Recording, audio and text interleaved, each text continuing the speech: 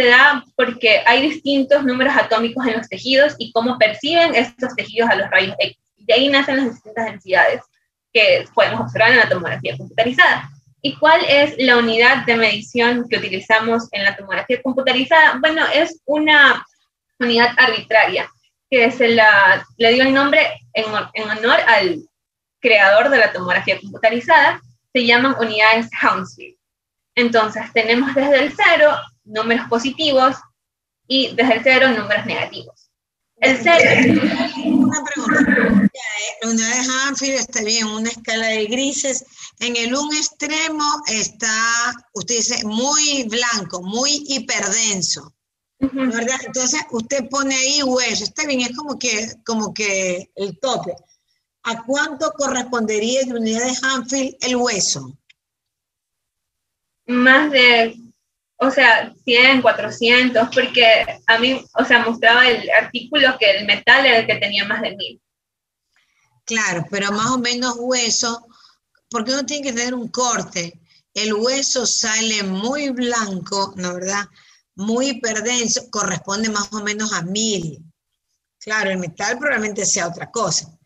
Por ejemplo, si el aire, más o menos los pulmones o el aire es en el otro extremo, porque el hueso es muy denso, más positivo, más 1000, el aire sería el otro extremo. ¿Cuánto sería? El Menos aire. 1000. Menos 1000. Y lo que está en el centro, el agua, no exactamente el corazón con la sangre, porque eso es más denso, ¿cuánto corresponde al agua? 0. Listo, entonces lo que pasa, yo digo siempre uno tiene que tener ideas como grandes para no olvidarse. Unidad de Hounsfield, si yo veo más 1000 muy positivo, estoy pensando en algo muy cálcico, como el hueso. Yo veo algo muy negativo, que se acerca a menos 1000, estoy pensando en algo como el parénquima pulmonar o el aire en sí que no tiene nada, menos 1000. Y si yo un vaso de agua le hago una tomografía y mido las unidades de Hounsfield, el agua líquido probablemente va a ser 0. De ahí, y esas son preguntas de examen, hay una variedad. ¿Y para qué me sirve? La compañera, a mí me sirve porque realmente esto no nos sirve mucho todo el tiempo, pero, por ejemplo, a veces uno dice, uy, tiene un derrame pleural, pero qué cosa, me parece como que no es derrame, o sí es derrame, o me parece como que tuvieron empiema pleural. Ahí, ahora como está todo bien en computadora, uno le mide, pone ahí, digamos, el mouse con el selector y me dice, no, esto tiene 18 unidades Hounsfield. Si tiene 18 unidades Hounsfield, uno dice, bueno, este es un derrame pleural como sencillo. Síganme. Y le pregunto, Iris Calderón. Si yo digo, no, este paciente tiene un derrame pleural, pero no tiene 18, como que tiene 80, 90, o sea, ya no es cerca del agua, que es 0, sino que tiene 90 unidades Hounsfield, ¿qué podría estar pensando? En derrame pleural.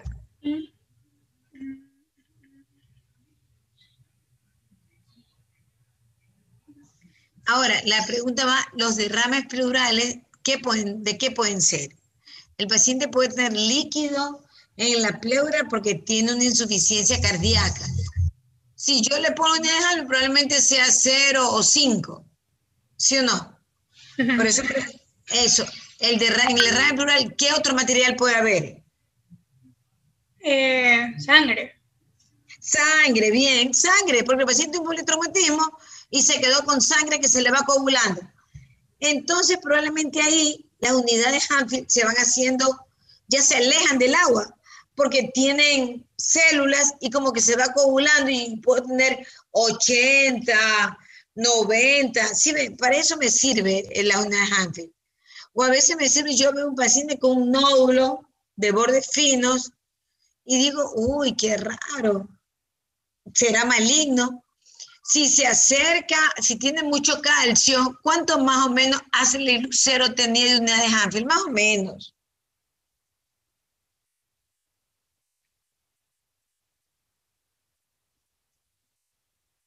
Ale y Lucero.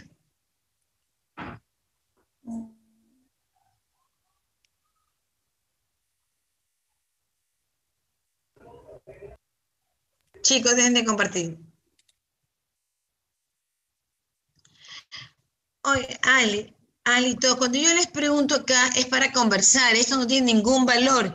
Si me dicen, doctora, ahora no vamos a decir no sé, porque algo sabemos. Doctora, yo creo que puede tener 1000. Para eso es, pero no traten de buscarlo. Ali, ¿me escucha?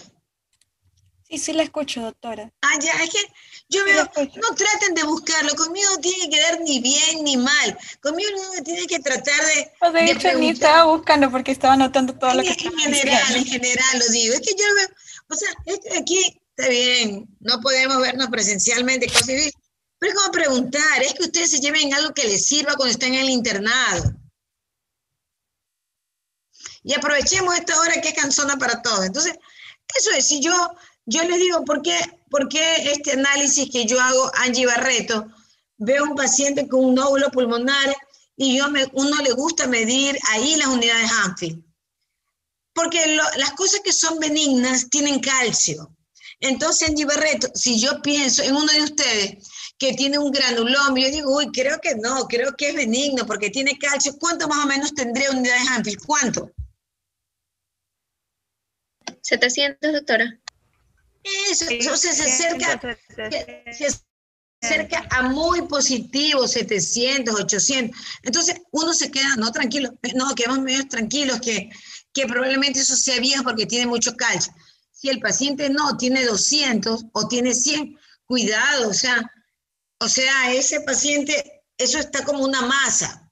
Y para que yo diga, no, eso es una cavidad, Alison, tomarla, ¿cuánto debería tener? Más o menos.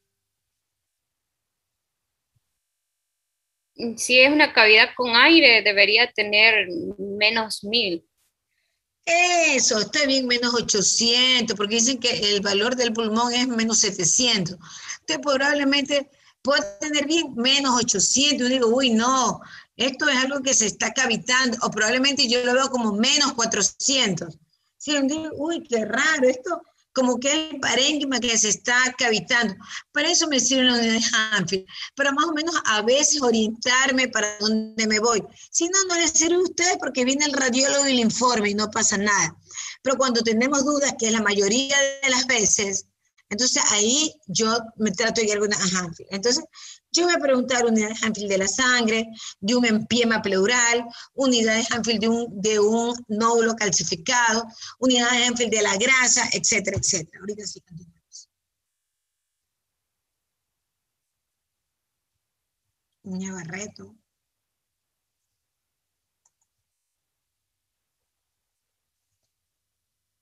Ya, continúe. Está bien, la unidad de Hanfield que dijo ahí tiene. Ya. Detente un ratito, por favor. Listo, entonces podemos concluir de que la TAC es un método radiográfico que nos permite objetivizar gráficamente los tejidos, ya sean blandos o sean sólidos, de diversas densidades, tejidos óseos, cavidades llenas de aire, cavidades llenas de líquido, y esto nos va a proporcionar lo que es la información sobre el grado de la atenuación de los rayos X en sí, de los tejidos que están siendo atravesados, y así es como nos pueden ayudar a diferenciar. Gracias.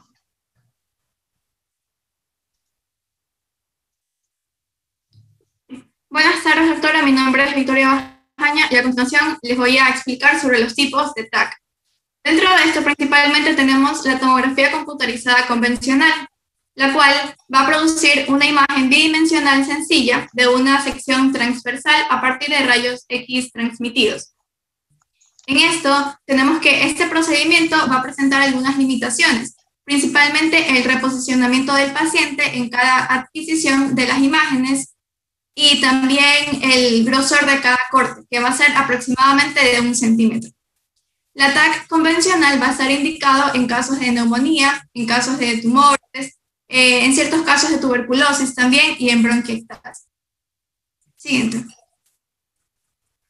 Otro tipo tenemos la tomografía computada de alta resolución. Este de aquí va a emplear cortes muy finos y un algoritmo de reconstrucción de alta resolución espacial.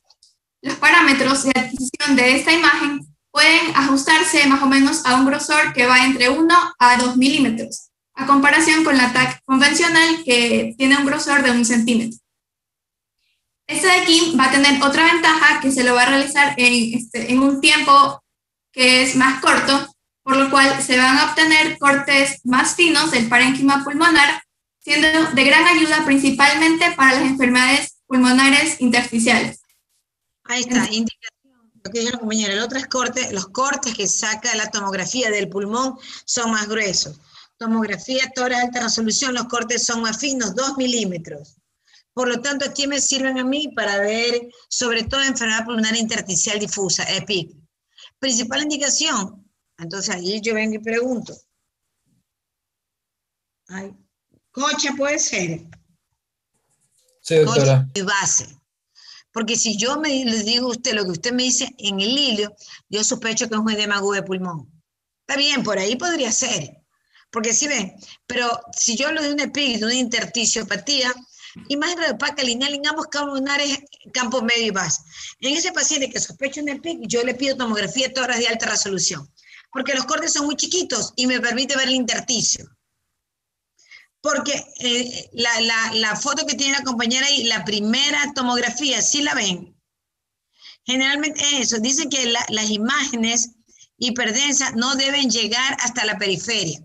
Hasta 2 centímetros de la periferia, yo no debería ver esas imágenes. No sé si la niña que tiene el cursor me acerque en la parte de abajo, que veo ahí abajo, un poquito más abajo, donde está ahí abajo, con la mano, abajo.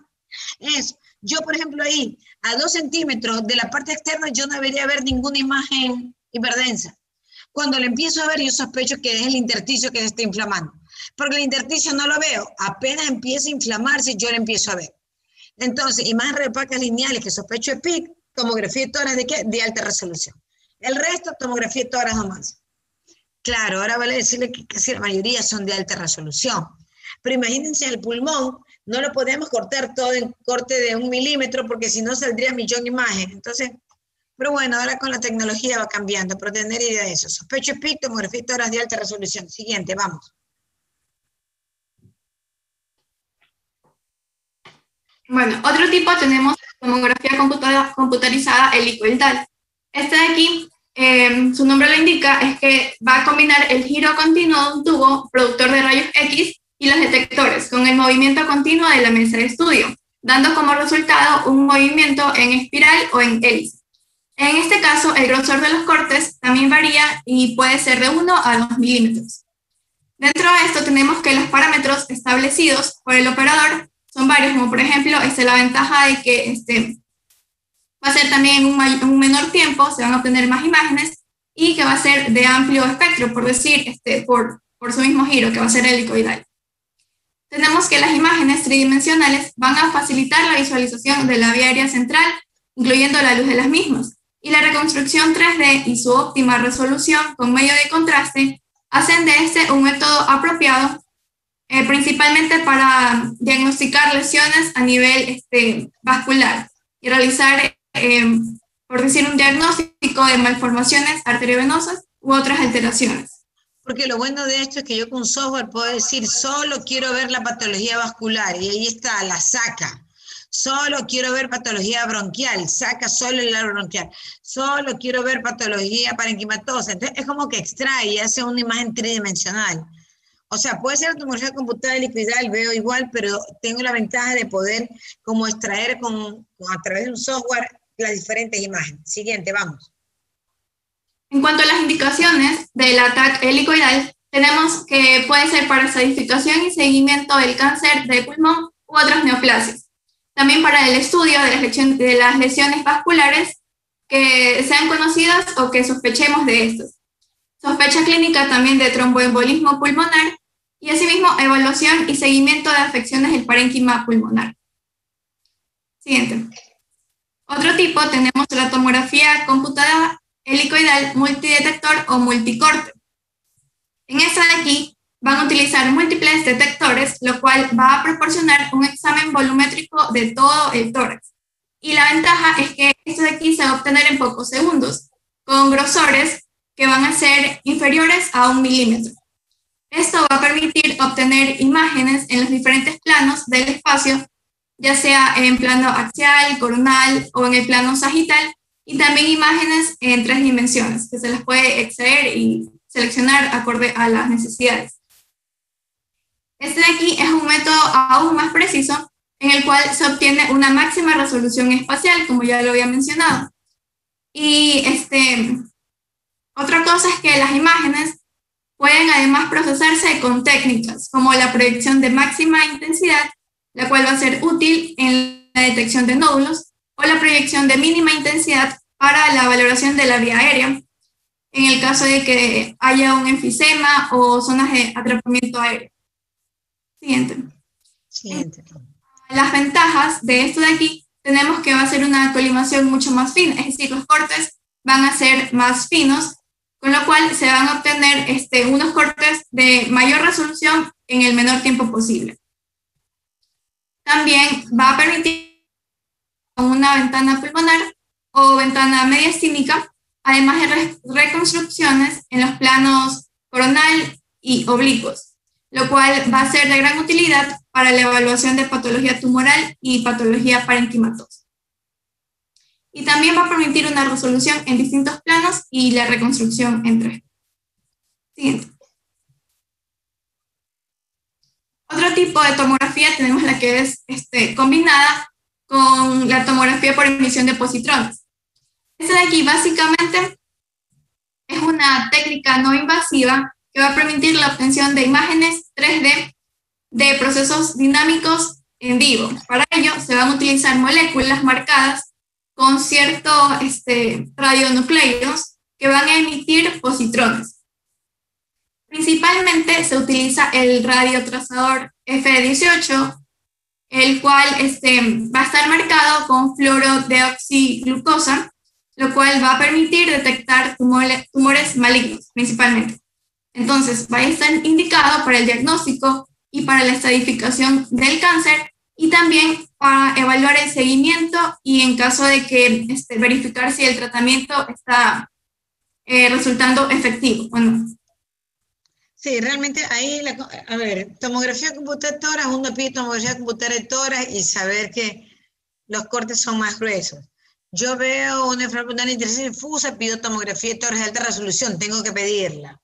¿Verdad? Está bien, la mayoría de estos hombres son ahora helicoidales, saber que con eso se puede hacer, sustraer imagen para ver tromboembolia pulmonar. Y la otra que es indicación, lo que la compañera dijo, un PET scan, lo que dijo. En el PET scan le ponen un trazador, ¿no verdad? F18 desoxiglucosa, y ese de ahí es como que es muy sensible para ver células malignas, para captar células malignas. O sea, uno dice, uy, tiene unidades tanto por arriba de tanto, yo sospecho que eso es un cáncer. O sea, uno no confirma hasta que no te haga la biopsia, pero tenemos una sospecha alta. Igual yo digo, indicación, paciente, está bien, uno que tenga un nódulo pulmonar que aparenta tener de unidades Anfield, si ven como en 400, 500, y uno dice, eso creo que es un granuloma tuberculoso, pero la otra opción, si uno tiene la duda de que sea benigno, hay que operarlo. Entonces, por ejemplo, ahí uno de repente dice, hago un PET scan para ver si me capta malignidad o no. Si me capta malignidad, lo opero. O sea, la tomografía es como diagnóstico muy alta sospecha de cáncer de pulmón. Se hace para todo el organismo. Claro, PET scan, indicación de PET scan cuando yo sospecho patología neoplásica, para diferenciar neoplasia de benigno. Listo, siguiente.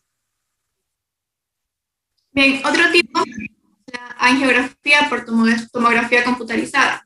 Esta de aquí va a utilizar una inyección de material de contraste, es decir, un medio de contraste, en la cual se va a inyectar en los vasos para ayudar a diagnosticar y evaluar principalmente, patologías vasculares o condiciones relacionadas a esas, como aneurismas, bloqueos, tromboembolismo o malformaciones vasculares.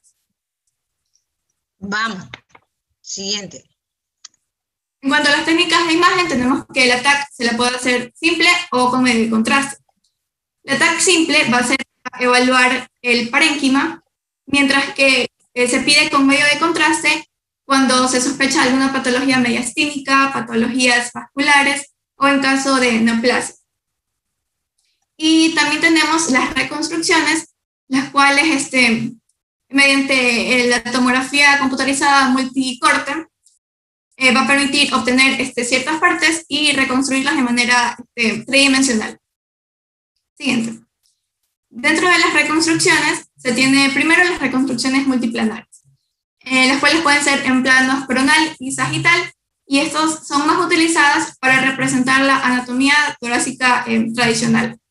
Otro tipo de reconstrucciones tenemos las tridimensionales volumétricas, las cuales son muy útiles en representar el esqueleto torácico, la aorta y ciertos elementos también que se pueden reconstruir de esta manera. Otro tipo es la proyección de mínima intensidad, la cual permite reconstruir los bronquios consiguiendo una auténtica bronquiografía de esta manera.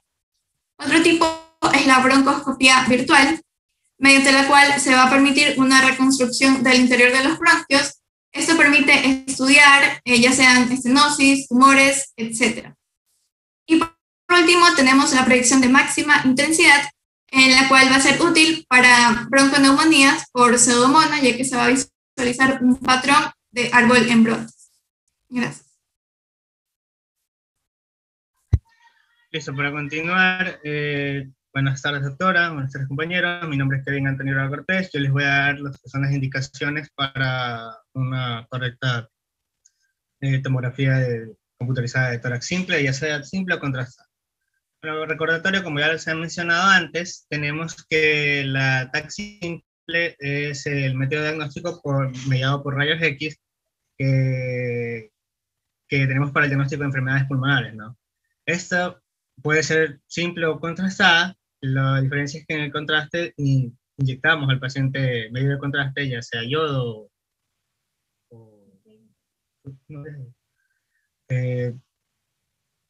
ya ver, ingresaremos medio de contraste. Entonces, ¿para qué nos serviría insertar medio de contraste en una tomografía? Para poder distinguir las diferentes áreas vasculares o poder distinguir mejor los tejidos. Tenemos, más adelante por favor, que la tomografía computarizada de tórax simple especialmente nos va a servir para identificar patologías que siempre sobre la sospecha clínica de haber realizado primero una radiografía de tórax simple, siempre el fin es buscar algo que no hayamos visto ahí, o que la sospecha de algo que esté ahí, que debería estar ahí, no lo podamos ver. Entonces, vamos a poder encontrar lesiones en el parénquima pulmonar. Estas lesiones van a ser focales y dentro de ellas se van a clasificar en nodulares y no nodulares. En las lesiones nodulares que vamos a tener dentro del parénquima pulmonar, que vamos a poder diferenciar en una TAC simple de tórax, puede ser una lesión no determinada, como lo que puede ser la diferenciación de un tumor benigno o un tumor maligno, también su tipificación y su estadificación. Podemos identificar algo diciendo carcinoma de pulmón, identificar la detección de metástasis, como le dijo hace rato la doctora. Y dentro de la lesión focal no nodular, vamos a tener que especialmente se lo indica para el estudio de atelectasias, la valoración de accesos o de cavitaciones, en el caso de lo que viene siendo neumonía, y que lo que es más común, por lo que también se suele pedir una tomografía computarizada de tórax con contraste, vienen siendo las bronquiectasias, que suelen ser causadas, ustedes no saben, que por neumonía, ¿no? Ya. También vamos a tener o sea, son diferentes cosas. Podemos irnos de la evaluación de un trasplante pulmonar, presionar el parénquima, podemos ir a una enfermedad difusa pulmonar, etc. Ya, eso correspondiente a lo que viene siendo las lesiones focales en una tomografía de tórax simple. En la tomografía de tórax por contraste, ¿puedes poner la siguiente, por favor? Ya, la tomografía de tórax por contraste, especialmente, como hace rato lo mencionó bien la doctora, nos va a servir para identificar patologías en el mediastino. Dentro de esto podemos identificar tanto neoplasias malignas, como también podemos identificar el tromboembolismo pulmonar, ya que especialmente el contraste está hecho para el estudio de los vasos. También vamos a poder identificar infecciones mediastinales, evaluación de la pleura. En cierto punto también las literaturas mencionan que se puede evaluar la pleura a partir de una tomografía por contraste. Y especialmente eso. Puedes poner la siguiente. Ya, ahora, principalmente las indicaciones que se nos dan, aquí nosotros le vamos a hacer una tomografía de tórax. Como ya les dije hace un momento, vamos a hacerle tomografía de tórax bajo sospecha clínica a una evaluación de anomalías encontradas en radiografías convencionales, en evaluaciones de manifestaciones torácicas de una enfermedad conocida o incluso alguna enfermedad extratorácica. Para esto vamos a tener que estar conscientes al radiólogo, a la persona que va a hacer el examen, de la anamnesis. Es importante un correcto anamnesis, ya que el paciente tiene que, el radiólogo, perdón, el técnico a aplicar la técnica, va a tener que estar pendiente en el caso del medio de contraste, de si el paciente es alérgico o no, todo lo que engloba esto. También dice stop, no. El técnico es técnico, usted le manda y él tiene que hacerla, usted tiene que estar pendiente. Eso ya dijimos, usted define, ya dijo, medio de contraste vasculares, medio de contraste disneoplasia, medio de contraste mediastino. Listo, pasemos, ya eso ya. Ya no le pregunto nada más, el técnico no le pregunta, usted le preguntó, pasemos, ventana mediastínica. Ya.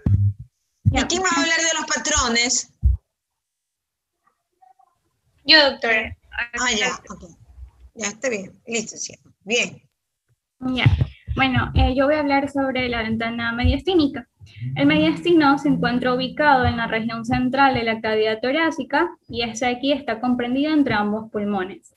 En la tomografía, aparte de llamarse ventana del mediastino, pues también se la conoce como ventana de tejidos blandos. Siguiente.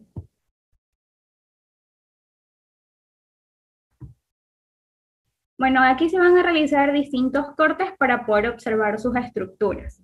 Viéndolo de posterior a anterior, lo que vamos a tener primero es el esófago. ¿Lo puedes señalar? Sí. No, abajo. Abajo. No, donde está la flecha blanca, lo que esto es. Ese es de ahí, es el esófago. Ahí, superior a este, vamos a ver una imagen hipodensa, la cual es la tráquea. Esa que está ahí. Hacia la izquierda vamos a tener la arteria subclavia izquierda. Esa. Adelante de esta vamos a tener el tronco venoso brachiocefálico izquierdo. Un poco hacia el centro va a estar la arteria carótida primitiva izquierda.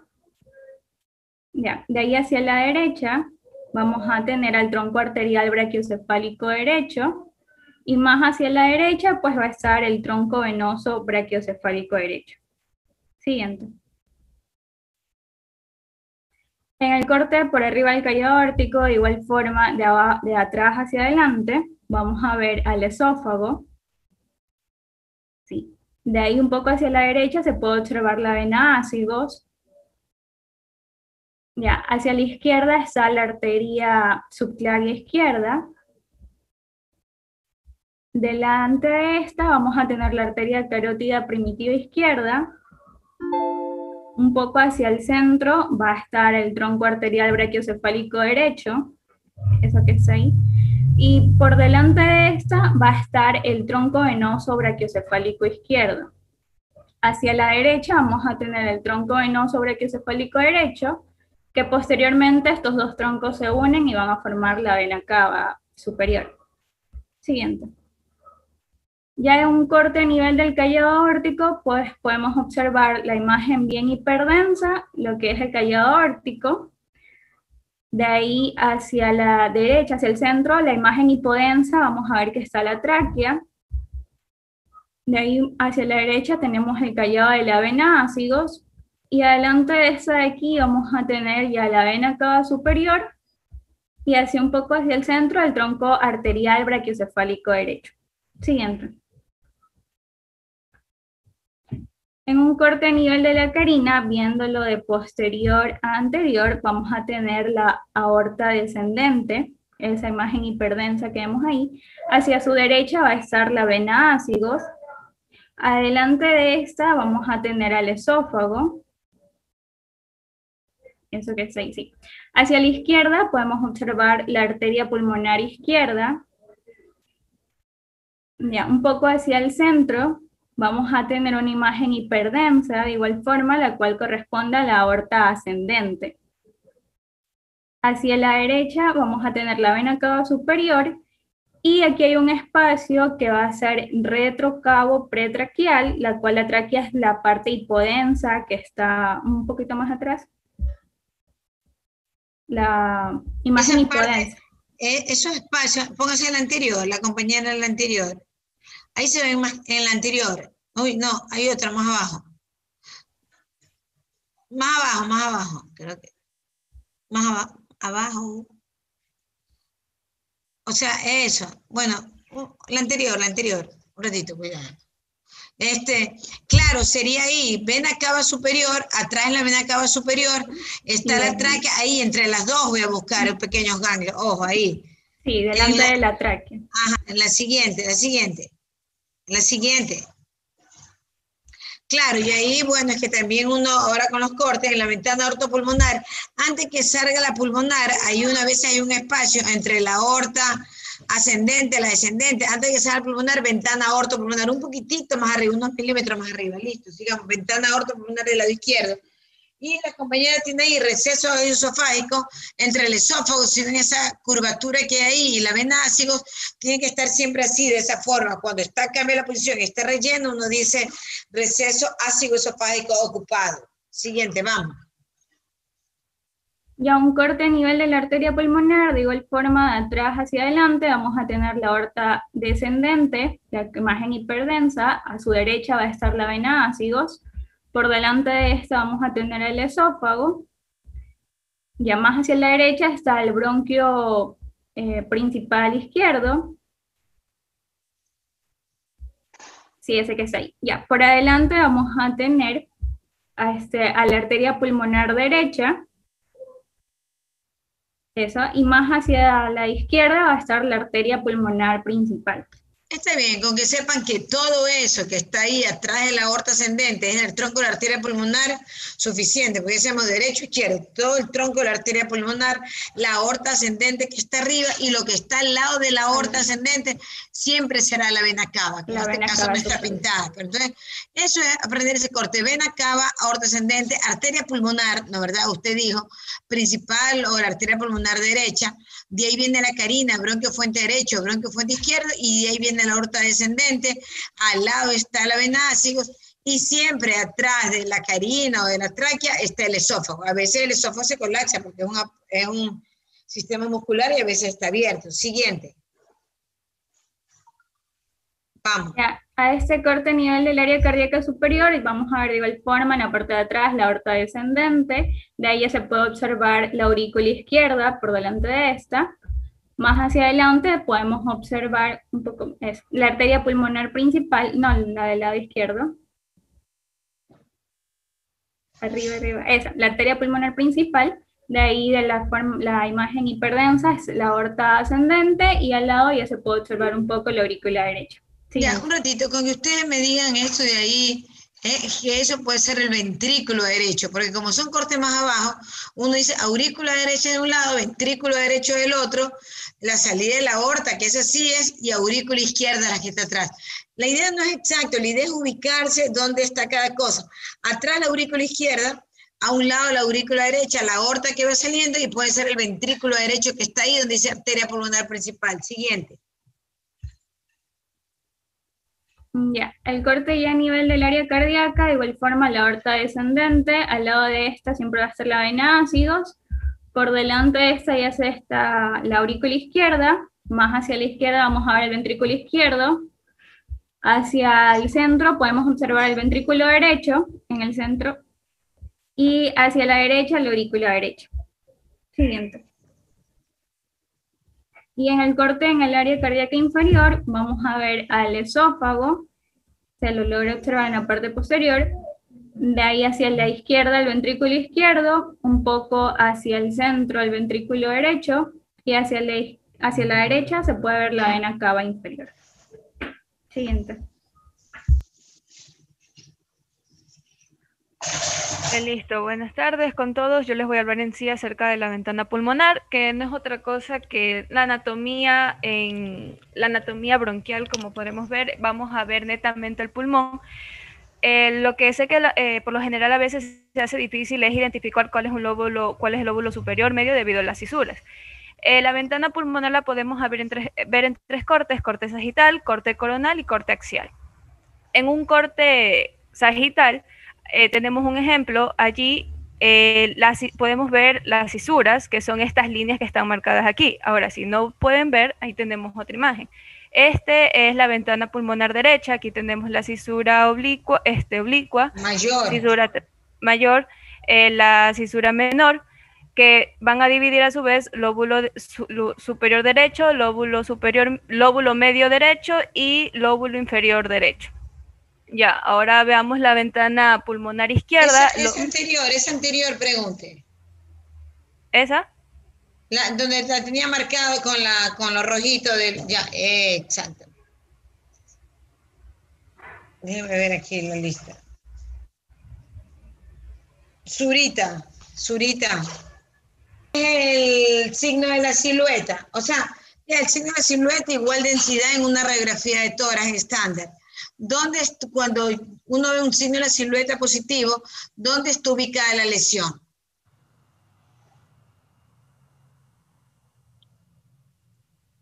¿Cómo?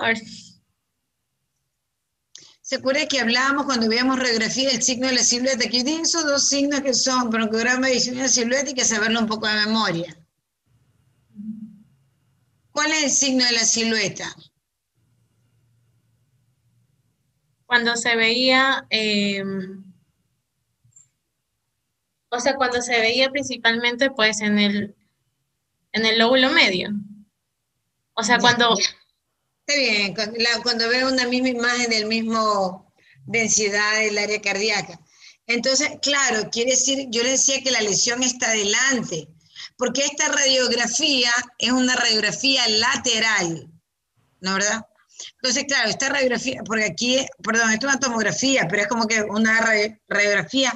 Cuando es lateral, y tenemos un signo de silueta positivo, me permite decir que la lesión está en el lóbulo medio hacia adelante.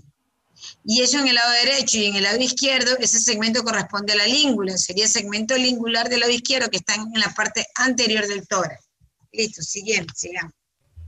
Listo.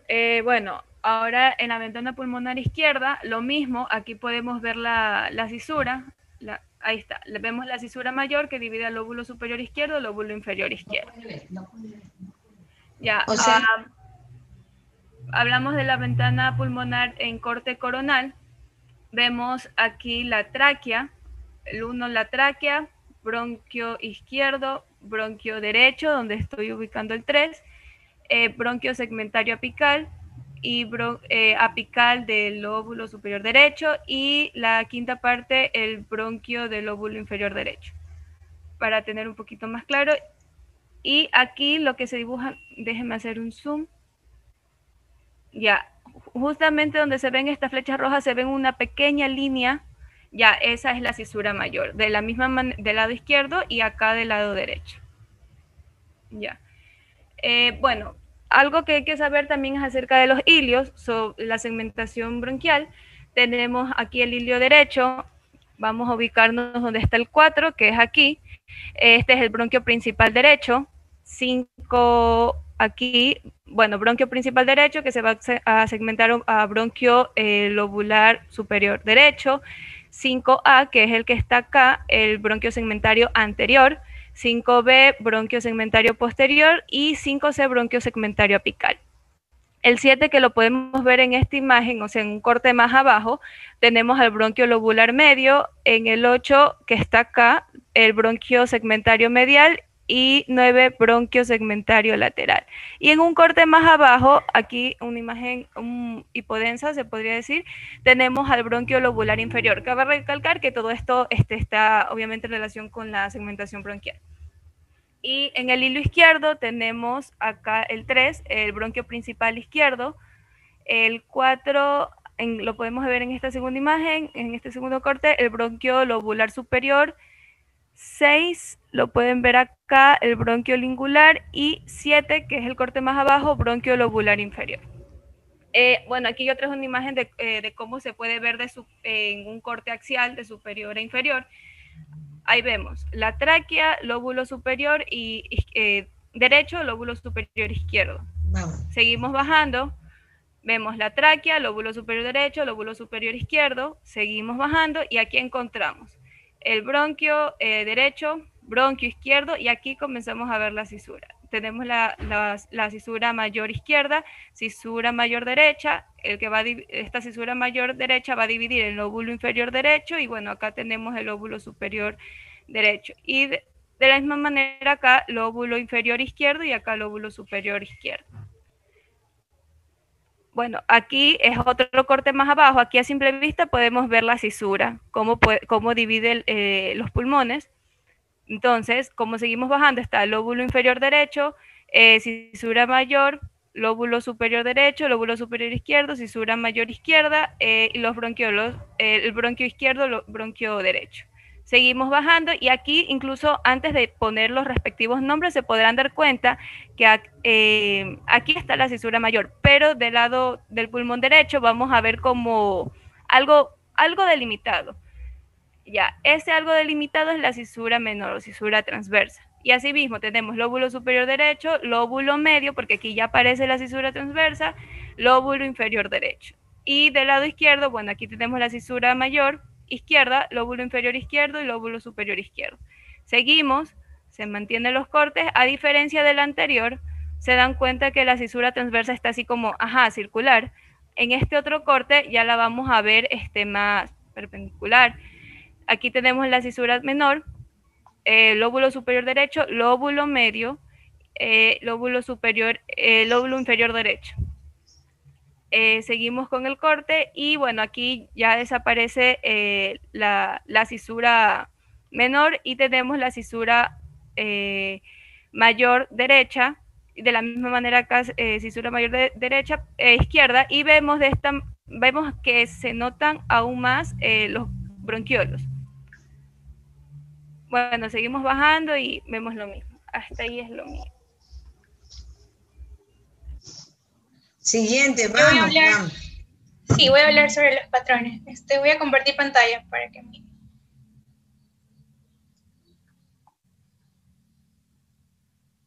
Ya, Iris, ya está. Ya.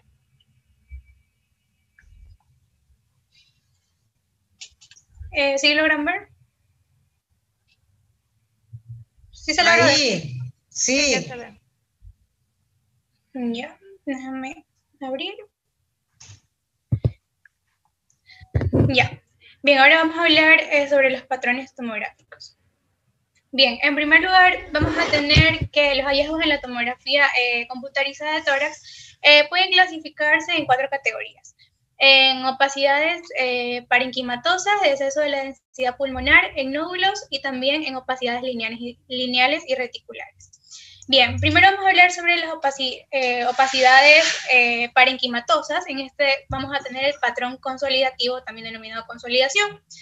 Este es nada más que el aumento de la densidad que va a impedir ver la vascularización normal o la trama vascular del pulmón. Además de que también se puede observar, o bueno, se observa más que nada broncograma aéreo. Como vemos en la imagen, sí se nota el pulsor también.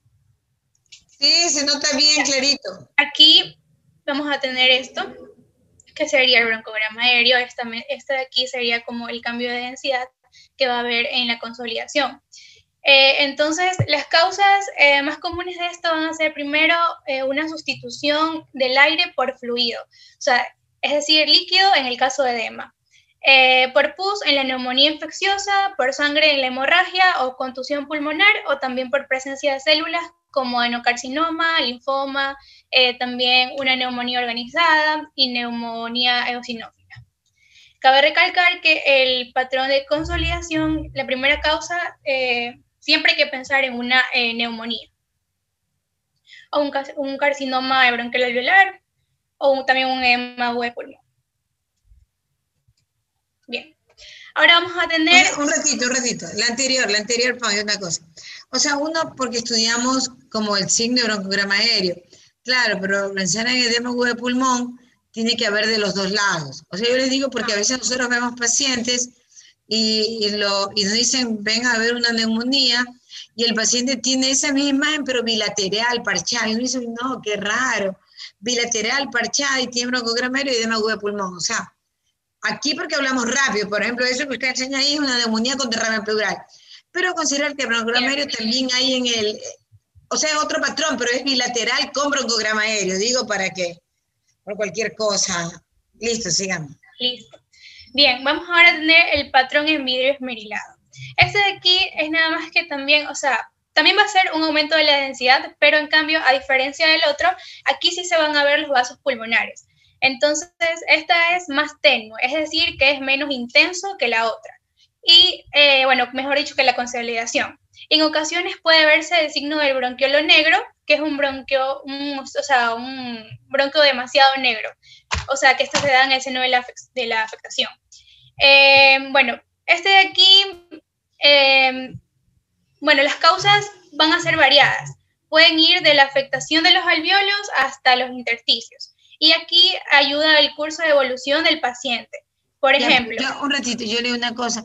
Cuando uno habla en general, vidrio esmerilado, es porque el alvéolo se está inflamando. Escucha, o sea, es como que tiene poquitas células, porque usted lo dijo, cuando sigue aumentando, ahí se condensa. Ahí se condensa, sí. Entonces, vidrio esmerilado, yo digo, uno tiene vidrio esmerilado, uno es alveolitis, escúcheme, alveolitis. Vidrio esmerilado, inflamación, de ahí iremos a ver las causas. Claro, ahorita me decían, la primera causa que está en el medio es el COVID. Uno ve vidrio esmerilado y primero COVID. Claro, pero entonces uno ve vidrio esmerilado y uno dice alveolitis, el alveolo empezó a llorar, se está inflamando, y de ahí hay algunas causas. No sé si la voy a decir, pero neumocitis yerobecia es una de las principales causas, alveolitis alérgica extrínseca, una reacción por drogas, todas las neumopatías víricas nos dan vidrio esmerilado, porque es como que no se condensó, no se llena de pus, pero es como que el pulmón exuda, como que está llorando, digo yo. Y también, bueno, puede ser la primera fase de un intersticio, o puede ser la primera fase de un edema agudo de pulmón, porque es que el alvéolo se empieza como a inflamar. Entonces, por eso lo vemos así, muy tenue. Listo, sigue, eso para recalcarlo. Ya, listo. Entonces vamos a tener que aquí va a seguir dos cursos. Primero un curso agudo, luego un curso subagudo crónico. En cuanto al agudo, vamos a tener que puede ser por edema, puede ser por una hemorragia, mientras que por un cuadro subagudo crónico podemos considerar ya, como les dijo la doctora, enfermedades intersticiales, adenocarcinomas o incluso también enfermedades virales o víricas. Bien, ahora vamos a hablar sobre los patrones de la disminución de la densidad pulmonar. Primero tenemos el enfisema. Aquí hay que considerar que este, en cambio, no va a ser una disminución, sino un aumento, pero este va a ser permanente y patológico del espacio aéreo distal del bronquio terminal. Este de aquí va a tener destrucción de las paredes alveolares y se muestra con zonas de hipoatenuación sin pared visible. Bien, se clasifican aquí en se van a clasificar en centro lobular, enfisema paraseptal y enfisema panacinar o panlobular. Entonces, ¿cuál aquí va a ser la diferencia? En el que primero... Un ratito. Señala al compañero ahí, usted dijo, esto es una disminución de la atenuación. ¿Dónde está el enfisema panacinar en la tomografía? Señálelo con el cursor para que nos quede claro. Aquí. O sea, sería todo, porque... Exacto. Porque... Listo. Claro, sí. El parasectal, ¿dónde está acá en la tomografía? Aquí. O sea, les digo que señalen porque esas cosas las voy a tomar, los patrones, los más evidentes. ¿Y el centro lobular dónde estaría? Ya sería, espérese que no, aquí estoy metida. Espérese. Ya, esto sería como que aquí va, pero déjenme acercarlo para que lo vean. Listo, vamos. Siguiente, vamos, que quiero un poquito de kilometría. Ya, los compañeros que están, que yo sé que sí, logran ver la baja, póngalo en grande, que lo puso bien. Ya. Si logran ver la baja atenuación, uno dice área de baja atenuación, la primera respuesta es enfisema. Si ven ahí que no tiene una pared fina, sino que es como muy general, porque luego los compañeros me van a enseñar quistes, digo en general porque este mismo proyección la presenta todos los grupos. Si ven que las áreas quísticas son distintas, tienen una pared fina. Esto es baja atenuación, pero no tiene una pared definida, porque el enfisema daña un grupo de alveolo y sacos alveolar. Entonces, esto no tiene baja atenuación, pared definida. Pregunto, Catherine Plaza, si yo le hago a este enfisema, le pongo las unidades Anfield, ¿cuánto más o menos tendría? Este enfisema sería menos de 1000. O sea, sería menos 900, menos 800, digo, eso es, ya listo, vamos.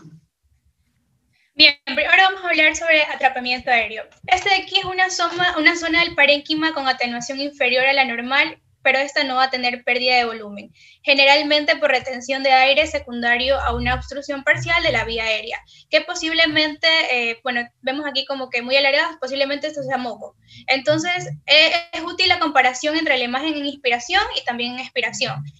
Por ejemplo, esta primera imagen que tenemos aquí, que es la A, esta es una imagen en inspiración. O sea, aquí hay discreta inhomogeneidad, es decir, que no existe homogeneidad por completo. Si nos damos cuenta, como que hay partes que están como más, por ejemplo, aquí, aquí, aquí, aquí. Entonces, no está del todo homogénea. Y en la B tenemos una imagen en expiración, que por ejemplo, aquí nos damos cuenta la alteración de la... Ay, se me perdió el cursor, y aquí. Nos damos cuenta de la... O sea, de la alteración de la densidad, o sea, se hace más visible aquí en la expiración. Por ejemplo, las zonas con mayor densidad corresponden a un pulmón normal, es decir... Sí, lo que pasa es que, un ratito, esto no sé si lo tienen más adelante, esto de atrapamiento aéreo viene por un signo que es patrón en mosaico. Entonces ya, vidrio esmerilado, lo que ya vimos, condensación, lo que ya vimos. Patrón en mosaico son áreas de baja atenuación y zonas de más alta atenuación, pero son más segmentarias. Las dos causas de patrón en mosaico son atrapamiento aéreo, que la compañera dijo, y el tromboembolismo pulmonar crónico. El atrapamiento aéreo, por la compañera dijo, alguna patología obstructiva de la vía aérea, el aire queda retenido y yo veo más hipodenso ese espacio, y las otras áreas las veo normal. Lo mismo, tromboembolismo pulmonar crónico, se trombosa un vaso, no llega sangre, baja, digamos, la cantidad de sangre, entonces veo más aire. Y la compañera dijo ahorita algo importante, para yo diferenciar un patrón en mosaico, si es atrapamiento aéreo o tromboembolismo pulmonar crónico, tengo que hacer lo que la compañera hizo, una tomografía en expiración.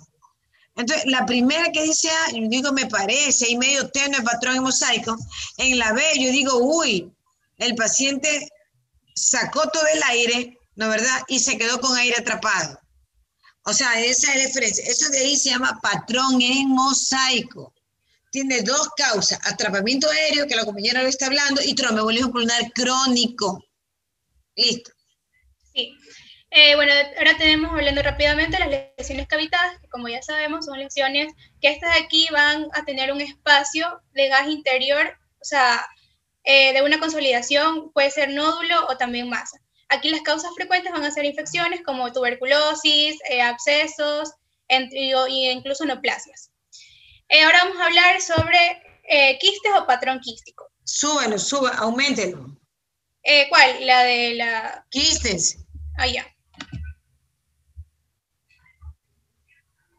Ahí. Ya. Estas son lesiones con contenido aéreo de pared alveolar, pero estas van a ser bien definidas y no van a tener engrosamiento de los septos. Es decir, que su pared, si se dan cuenta, a diferencia de las cavitaciones, son paredes finas, no van a ser gruesas. Hágame un favor, la mayor represión de quiste es la tomografía de la C, aumente la C. Ya. Porque son redonditos, ¿no verdad? Que uno logra ver, podría ser que tienen a lo mejor una pared. Es que porque esos solamente son 3 o 4, ¿sí ven chicos ahí los quistes que están redonditos en ambos emitoras? Chicos, digan porque les voy a tomar de esto. Observa. Ya, eso. Tiene 4 causas, díganlas, creo que sí las tiene. Ya.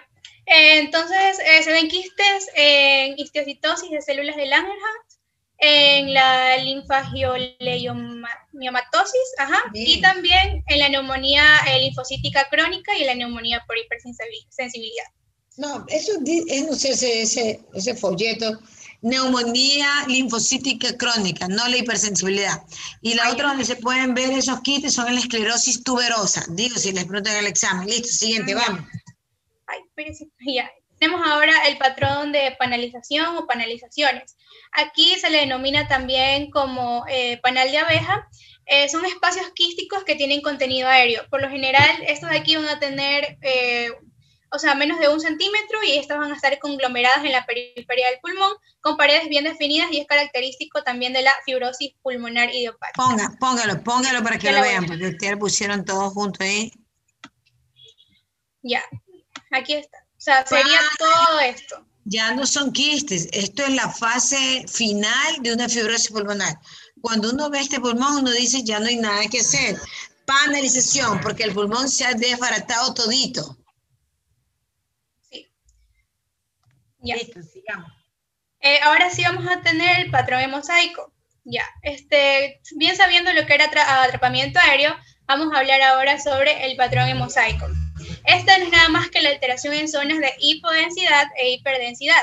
Entonces, estas van a tener distribución parchadas en el pulmón. Si nos damos cuenta, aquí tiene un color, acá tiene otro color. Entonces, son como parches que hay en el pulmón. Por lo general, los vasos suelen estar aumentados de tamaño en las áreas de hipodensidad, que sería esto que está aquí, esta es la hipodensidad. La trama vascular, que se ve disminuida, y en casos no se logra ver. Este patrón puede verse a múltiples causas. Primero, alteraciones en el área aérea, que puede causar broncolitis constrictiva, asma, entre otros. Y las alteraciones en la vascularización pulmonar, que de aquí puede causar un tromboembolismo crónico. Y también alteraciones alveolares del intersticio, que aquí más que nada se ve el edema y las infecciones. Listo. Vamos a hablar ahora sobre tenemos otra clasificación, que es la nodular. Tenemos que un nódulo, ya sabemos que es una opacidad redonda menor a 3 centímetros. Aquí vamos a tener primero el nódulo pulmonar solitario. Aquí la tomografía computarizada permite valorar el tamaño, los márgenes, la presencia de las colas pleurales, el contenido, si también hay densidades grasas, si hay o no calcificaciones, si hay broncograma, si hay cavitación, etc. Además, también puede observarse si hay crecimiento a lo largo del tiempo. Por ejemplo, un nódulo pulmonar bien definido, o sea, que parece ser homogéneo, que es el de aquí. Espérense. En la imagen A, o sea, tenemos aquí nódulo pulmonar que está bien definido.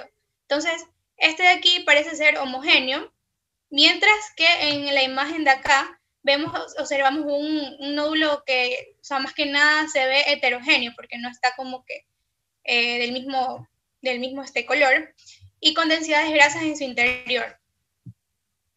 Ahí. Ya, ahora tenemos los nódulos múltiples, que es lo mismo que los nódulos solitarios, pero se caracteriza por tener, como su nombre lo dice, múltiples nódulos, y es la causa más frecuente de metástasis. Pero también pueden encontrarse, por ejemplo, en infecciones, en granulomatosis, en vasculitis, en todos esos lados. Por ejemplo, aquí tenemos una imagen para darnos cuenta de que son múltiples nódulos, múltiples. Bien. Ahora tenemos el patrón micronodular. Tenemos aquí que se caracterizan por la presencia de múltiples nódulos menores a 3 milímetros. Se clasifican en prelinfáticos, centrolobulares y también aleatorios. Tenemos en primer lugar los nódulos prelinfáticos, que son los que vemos aquí. Están localizados en el intersticio peribronquiovascular, en los septos interlobulares y en la región subpleural. Es decir, aquí tenemos, sería el intersticio peribroncovascular, los septos interlobulares, que serían estos acá, y esto que sería la región subpleural, que es todo lo que está alrededor. Ya. Estos pueden encontrarse en sarcoidosis, linfagitis carcinomatosa, como vemos aquí en la imagen.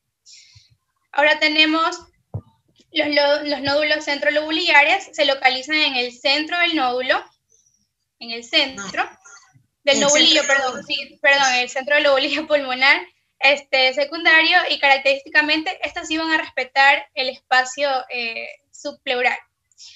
Y a menos de que sean de gran tamaño y lleguen a contactar con la pleura. Se pueden distinguir en nódulos no ramificados y también, en nódulos no ramificados y en nódulos ramificados. Por ejemplo, los nódulos centrobiliares como tal, y los podemos encontrar aquí en infecciones, ya sea víricas, fúngicas, en hemorragias, por ejemplo, a bronquiolitis respiratoria asociadas a personas que consumen tabaco. Y en nódulos ramificados, que son los que están del lado de acá, vemos, si nos damos cuenta, bueno, en esta imagen no nos ayuda, pero en esta sí, la que está aquí. ¿Eso cómo se llama eso? Se llama árbol. Esto se llama árbol, sí. Esto se llama árbol en brote y es muy característico en los nódulos centrolobulares ramificados. Pregunta de examen. Sobre todo porque el moco se deposita en el bronquiolo terminal y se pega también en los sacos alveolares. Por eso da esa apariencia. Primera causa, tuberculosis pulmonar.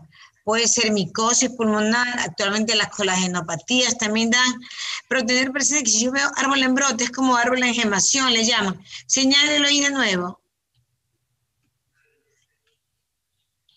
Eso, o sea, pero es la rayita finita que digamos que se impacta. Esos son como que las gemas, los saquitos alveolares, y la línea es el bronquiolo terminal. Eso es, la otra tomografía también tiene árbol en brote. Primera causa, tuberculosis.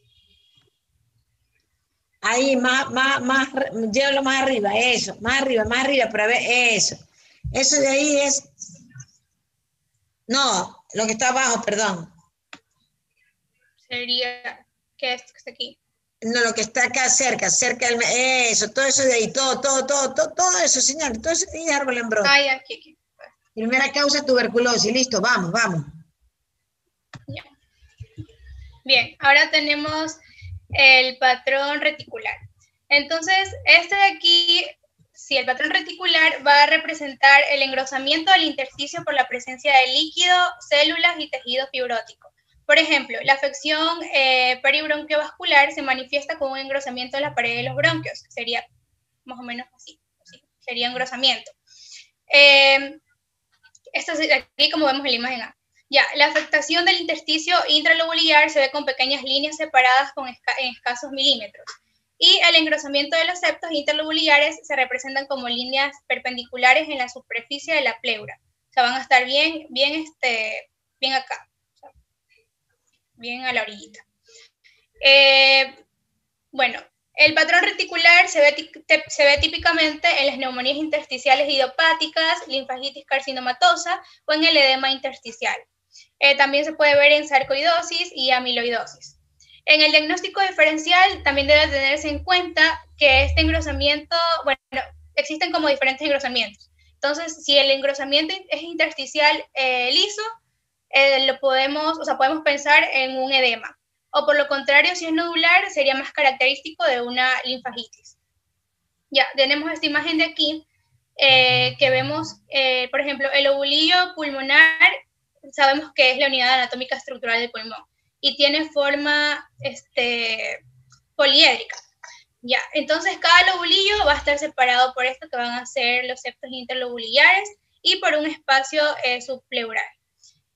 O básicamente el intersticio está formado por una red de fibras de tejido conectivo que según su localización se va a dividir en axial o peribroncovascular, también en intralobular, interlobular y tenemos también subpleural.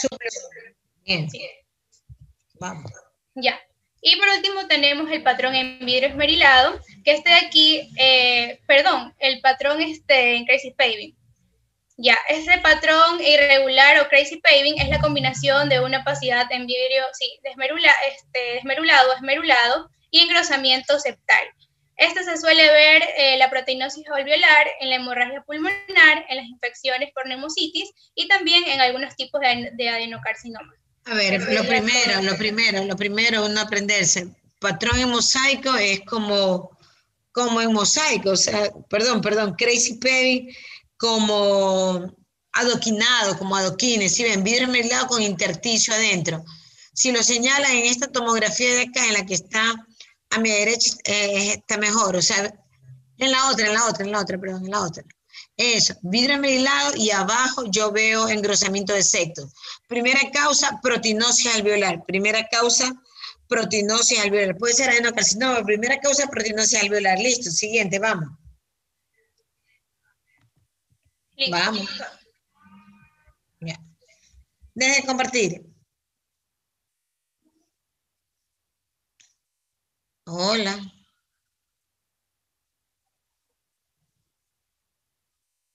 Ya, medio rápido para todas. A ver, la próxima clase, lección, 10 preguntas, 5 de radiografía, 5 de tomografía, 1 minuto por pregunta, chicos, 10. ¿Alguna pregunta hasta aquí? Nada. ¿Todo entendido? ¿No tienen duda? O sea que les pongo tomografías, radiografías y no van a salir mal. Bueno, ok, me da gusto. Ya, un ratito voy a hablar de espirometría. Espirometría es un estudio con el cual medimos función pulmonar. Está bien, hay otras cosas, pero digamos es lo básico como que tienen que tener idea. La espirometría me mide función pulmonar y me da 2 patrones. Yo puedo decir es obstructivo o es restrictivo. Claro, luego veremos, conforme veamos las otras patologías, cómo une esto, ¿no es verdad? Entonces yo tengo una radiografía, tomografía, tengo que hacer un poco de espirometría para ver dónde encasillo mi paciente. Para hacer la espirometría, yo tengo que tener conocimiento de los volúmenes pulmonares. Por lo tanto, yo pregunto, lo que nosotros todos estamos respirando sin sentirlo, ¿cómo se llama? ¿Qué volumen es? El volumen corriente, doctora. Gracias, volumen corriente. Si yo le digo a Melissa Feijó, tome aire hondo, ¿qué volumen es? Sería el volumen de reserva inspiratorio. Bien, está bien. Si yo le digo a Giselle Vázquez ahora bote todo el aire con fuerza hasta que se quede como sin aire, ¿qué volumen es? Verde. ¿Qué volumen? La compañera no lo pudo botar. Está bien, no ha hecho. Tomaron aire hondo, botaron con fuerza y ya no puede más, porque ya no da. ¿Qué volumen se queda ahí que no puede salir al exterior? El volumen residual. Está bien, volumen residual. ¿Y por qué se queda el volumen residual ahí? Porque para que no colapse lo que es el pulmón. Está bien. Ok. Entonces, a ver, volumen corriente, respiratorio y volumen residual. La espirometría mide los volúmenes dinámicos, o sea, los que están en contacto con el exterior. Por lo tanto, Anthony Bravo, Anthony Bravo.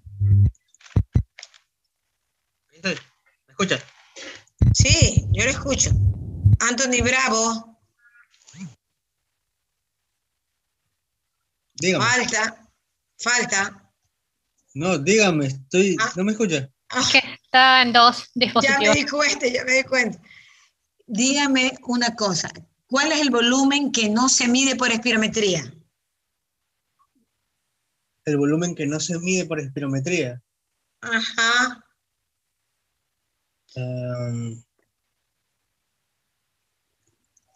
Aquí ahorita lo dije. Ángel Cocha. ¿Qué volumen? El volumen que no se mide por espirometría es el residual. Residual, porque se queda atrás y la espirometría viene todos los volúmenes dinámicos menos el estático que es el residual. Estamos. Estos volúmenes forman unas capacidades. Entonces, la suma de los 4 volúmenes, corriente, reserva inspiratoria y residual, ¿qué capacidad se llama, Diana Verde Soto?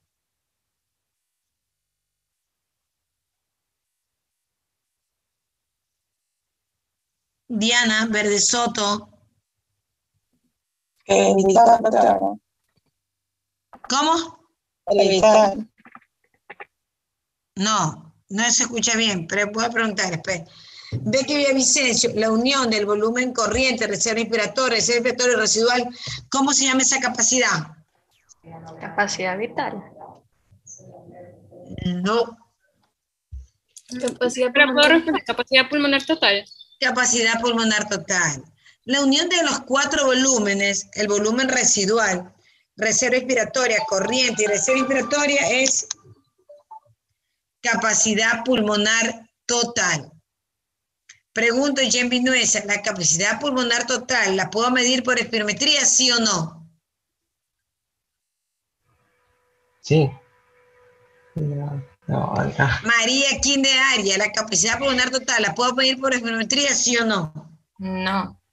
No, porque la capacidad pulmonar tiene en sí el volumen residual, y si el volumen residual no lo puedo medir por espirometría, tampoco puedo medir la capacidad pulmonar total. Ok. Hay otro aparato que me mide todos los volúmenes y se llama plestimografía, medición de volúmenes pulmonares. Está bien. Ahora sí, la suma del volumen corriente, del volumen de reserva inspiratoria y reserva expiratoria, sin el volumen residual, ¿cómo se llama esa capacidad? Capacidad vital, doctor. Ahí sí, capacidad vital. Entonces, y la suma de volumen de reserva expiratoria con volumen residual, esa ahí se llama capacidad residual funcional. ¿Sí o no? ¿Me sigue? Sí. Ya. Eso se llama capacidad residual funcional. Y la suma del volumen corriente con reserva inspiratoria se llama capacidad inspiratoria. Preguntas de examen por ahí, etcétera. Entonces, vamos a ver si mi dibujito me salió bien. Lo que ustedes me dijeron es volumen corriente. Yo le digo al paciente respire, tome aire hondo, volumen de reserva inspiratoria, saque todo el aire, volumen de reserva respiratoria, vuelve a respirar, volumen corriente, lo que queda atrás, volumen residual. Estamos. Si yo quiero saber todos los volúmenes, forman una capacidad pulmonar total, y si solo soy volumen corriente, expiratoria, inspiratoria, capacidad vital. ¿Estamos de acuerdo? Y ahí capacidad residual funcional y capacidad inspiratoria. Ok. La espirometría es un estudio que lo hago con ciertos parámetros. Yo tengo que poner en la computadora la edad, el sexo, la talla y el peso. Y ya hay unas tablas estandarizadas en el mundo entero, claro, en Estados Unidos, Europa, Brasil, México. Ecuador no tiene, no sé. Ya hicieron estudios anteriores en miles de gente y estandarizaron ya. Alguien que mide unos 70, que pesa 70 kilos y que tiene 30 años, por ejemplo, tiene tal volumen, ¿la verdad? De ahí se lo compara con lo que hace el paciente. Y yo a mi paciente, para hacer una espirometría, yo le digo, señor, respire normal, tome aire hondo, bote todo lo que tiene que ser mínimo, máximo 6, o sea, mínimo 6 segundos, porque de ahí se queda sin aire. Sople. De ahí se queda sin aire. Se quedan sin aire porque ¿qué volumen se le quedó adentro, Daniel Jiménez?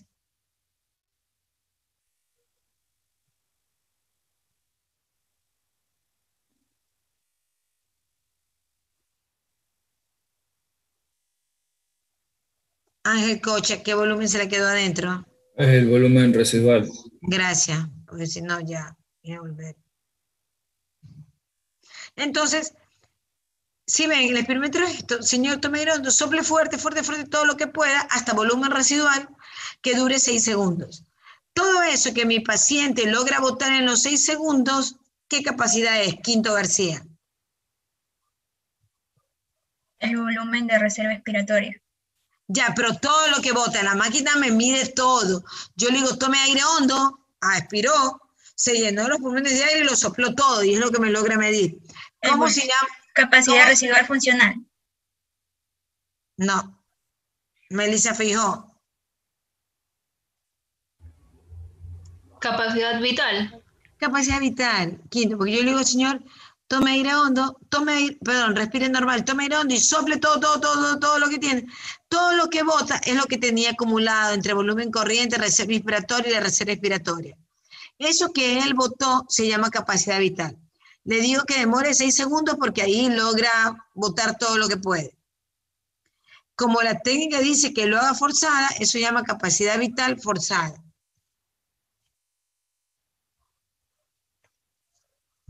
Lo mide la computadora, capacidad vital, porque sopló todo, con F porque es forzada. Yo les pregunto a ustedes, esta capacidad vital forzada que yo le hice soplar a mi paciente, ¿será un parámetro obstructivo o restrictivo? Marlon Cando, ¿qué cree? Si se altera, ¿será parámetro obstructivo o restrictivo? Sería restrictivo. Restrictivo. Porque imagínense ustedes que si un paciente yo lo opero, le saco un pulmón, se queda con la mitad del pulmón, me va a hacer una cosa chiquita, sople, va a soplar hasta aquí, va a botar, bien poquito porque no tiene. Entonces, va a estar disminuido, y eso es un parámetro restrictivo cuando se disminuye, perdón. Capacidad vital forzada, lo mido en la espirometría, cuando está disminuido, parámetro restrictivo. Ahora le digo, la computadora mismo, en el primer segundo de la curva, me corta y me mide un parámetro. Si ven que son 6 segundos, pero la espirometría en el primer segundo, ¡pac!, lo corta, o sea, corta el valor y me da el valor. Ese parámetro se llama volumen expiratorio forzado en el primer segundo de la curva. Volumen expiratorio forzado en el primer segundo de la curva. Volumen expiratorio forzado en el primer segundo. Entonces yo les pregunto, este volumen expiratorio forzado en el primer segundo de la curva corresponde al aire que salió en el primer segundo de lo que sopló. Heidi Rosales, si usted me sopla 6 segundos, le digo, lo que sale en el primer segundo, ¿dónde está ese aire? Es el volumen corriente y la capacidad expiratoria. Ya, pero escúchame, sí. Pero yo le digo a usted ahorita, sople 6 segundos en el espirómetro, el aire que sale en el primer segundo, la primera salida de aire del pulmón, ¿de dónde viene? ¿En dónde estaría ubicado? Más o menos, pues no es exacto. En las vías aéreas. En las vías aéreas. ¿Y qué patología hay en las vías aéreas? Asma, EPOC, bronquiectasia, bronquitis. Por lo tanto, el volumen expiratorio forzado en el primer segundo cuando se altera es un parámetro obstructivo o restrictivo. Obstructivo. Obstructivo sí está bien. Obstructivo. Gracias, obstructivo. De ahí tenemos en la espirometría 2 parámetros. Capacidad vital forzada, cuando se altera restrictivo. Volumen expiratorio forzado, que la computadora solita lo mide en el primer segundo, obstructivo, porque es el aire que sale de la vía aérea central. Estamos. Entonces yo les voy a poner un ejemplo, que no nos vamos. Chicos, síganme que les pregunto. Capacidad vital, ya. Se dice que el corte de 80% es normal. La máquina hace un cómputo de lo que tiene que hacer, porque está en las tablas de lo que usted hace. Tengo capacidad vital 90%. Y volumen expiratorio forzado en el primer segundo tengo 62%. Vázquez, ¿qué patrón es?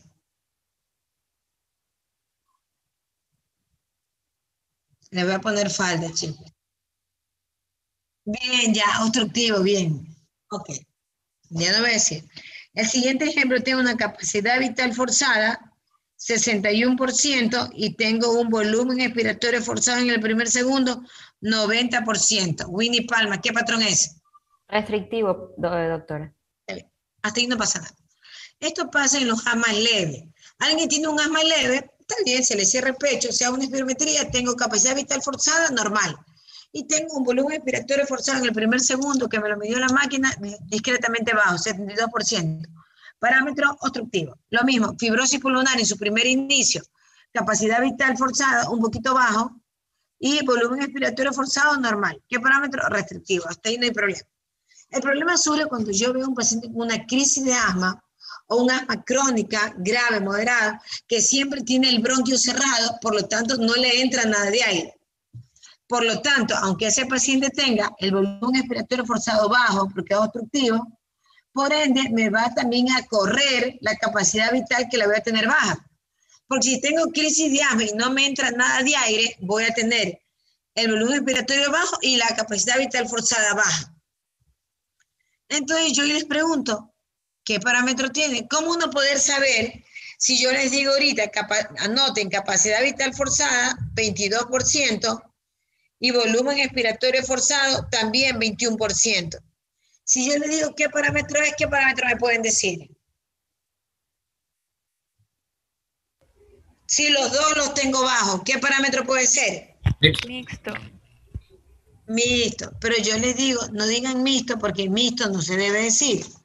Porque la idea es que las cosas nos ayuden a algo. Entonces, yo ahí digo, tengo que definir si es restrictivo o obstructivo de alguna forma. Y ahí yo me ayudo con la relación FB1 sobre FBC. Entonces hay una relación que saca el volumen expiratorio forzado sobre la capacidad vital forzada. Lo voy a poner aquí.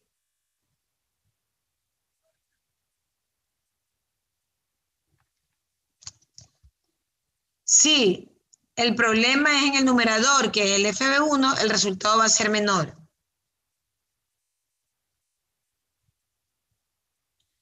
Desde ahí decimos que todo valor que yo tengo menor al 70%, el parámetro es obstructivo. ¿Estamos? Entonces, yo tengo un parámetro obstructivo, puedo tener volumen expiratorio forzado bajo, capacidad vital baja, hasta ahí diría mixto, pero le digo, no se digan mixto porque tienen 0. Voy a ver la relación FB1 sobre capacidad vital forzada. Si tengo menor al 70%, yo digo obstructivo. Lo contrario, si el problema no, lo mismo, una fibrosis pulmonar, que el paciente pobre no puede tomar aire porque no le entra, porque tiene su pulmón chico, así como va a disminuir la capacidad vital forzada, va a correr, pues va al FB1, pues. Entonces va a tener capacidad vital forzada bajo y FB1 bajo. ¿Qué parámetro es? Yo voy a ver la relación. Si el que está realmente más bajo, capacidad vital forzada, este valor va a ser normal o digamos mayor de 75, 80%. Entonces le voy a poner unos ejemplos y voy a tomar, todo el mundo anote, hasta ahí no hay nada difícil. Anote porque voy a tomar. Capacidad vital forzada, yo tengo 23%. Volumen expiratorio forzado, o FB1, o volumen expiratorio forzado, tengo 23%. Y la relación de volumen expiratorio forzado sobre capacidad vital forzada lo tengo en 79%. Pregunto en este momento a Villamar, ¿puede ser? Villavicencio. ¿Qué patrón tengo? El problema está en el denominador, ¿verdad? Ya, entonces, ¿qué problema tengo? Sí. Ya, entonces sería un patrón restrictivo como tal. Listo, bien, está bien. Entonces, para que se acuerden, oye, se me están tantos papelitos.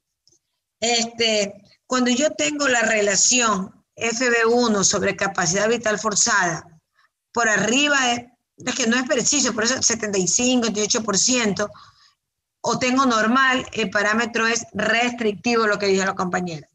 En el siguiente ejemplo, capacidad vital forzada, tengo 18%, anoten. Volumen expiratorio forzado, tengo 12%. La relación F1 sobre capacidad vital forzada, tengo 52%. Hijo, ¿qué patrón tengo? Sería obstructivo, doctora. Obstructivo, ahí no hay problema.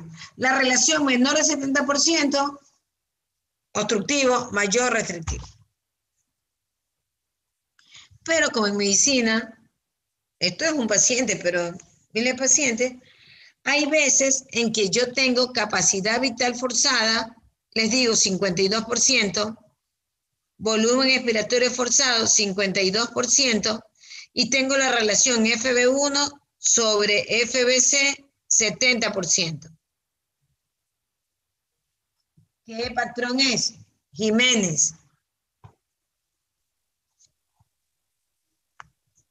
Jiménez,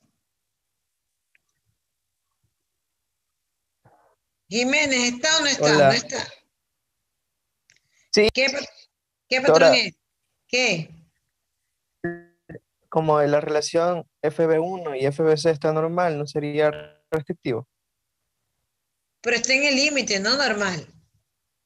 ¿Sí ve? Claro, pero 70 es el límite, ¿no? 70 No, pero es que es por eso normal, les ¿no? digo, ¿no? Es que en medicina no hay límite, créanlo que uno, o sea, uno tiene que tener las grandes cosas. Entonces ahí yo digo, vayan a ver el valor, flujo expiratorio forzado, 25, 75% de la curva. ¿Qué es esto? Una vez le digo dónde sale. Así como mi computadora me cortó en el primer segundo, mi computador me hace esta curva y me la divide 25, 50, 25, 100. Y es un valor que bota que se llama flujo expiratorio forzado al 25-75% de la curva. ¿Qué es eso? Me mide el volumen de aire que hay en los bronquiolos respiratorios, vía aérea menor de 2 milímetros, donde empieza la patología obstructiva. Entonces, en ese caso que esté en el límite, porque usted, si ve que está en el límite, usted va a buscar el flujo expiratorio forzado. Es inespecífico, eso lo tomo en cuenta en el último momento. Si ese valor está menor de 65%, yo digo obstructivo. Si ven, yo digo, tengo una relación en el límite. Uy, entonces voy a ver el flujo expiratorio forzado, 25-75, que es el volumen que está casi al final de la curva, que me lo mide la computadora, que corresponde a vía aérea pequeña. Cuando ese valor está disminuido es obstructivo, porque ese aire, o sea, ese espacio se empieza a dañar en la patología obstructiva. Cuando ese valor está normal, restrictivo. Como es inespecífico ese valor, el corte es 65%. Entonces tenemos, en la relación F1 sobre FBC, el corte es menor de 70 obstructivo, normal yo digo restrictivo. Está bien, si tengo 70, 71, me quedo ahí dudando. El FBC, FB1 normal es arriba de 80% y el flujo expiratorio forzado 25-25% de la curva, lo digo, por debajo de 65 es obstructivo. Entonces voy a poner 2 ejemplos y con eso nos vamos.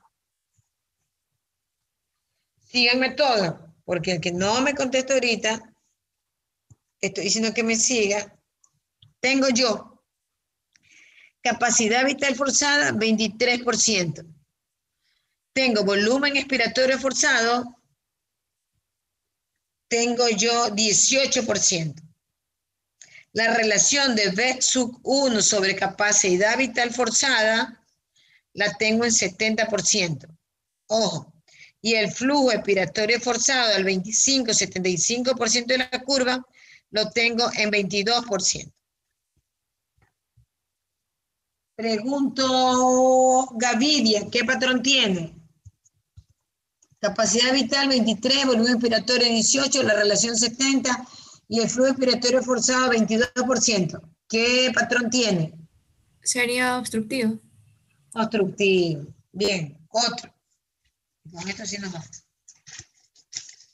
Yo tengo capacidad vital forzada 43%, volumen expiratorio forzado en el primer segundo, tengo 48%, la relación de V sub 1 sobre capacidad vital forzada la tengo en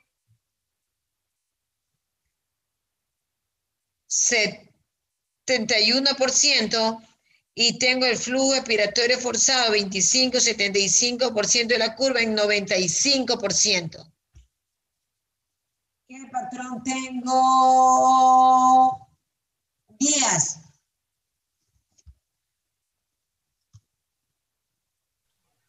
Díaz. Restrictivo, doctora. Restrictivo.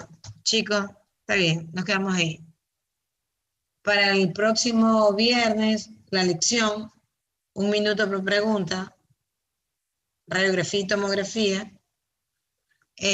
Los compañeros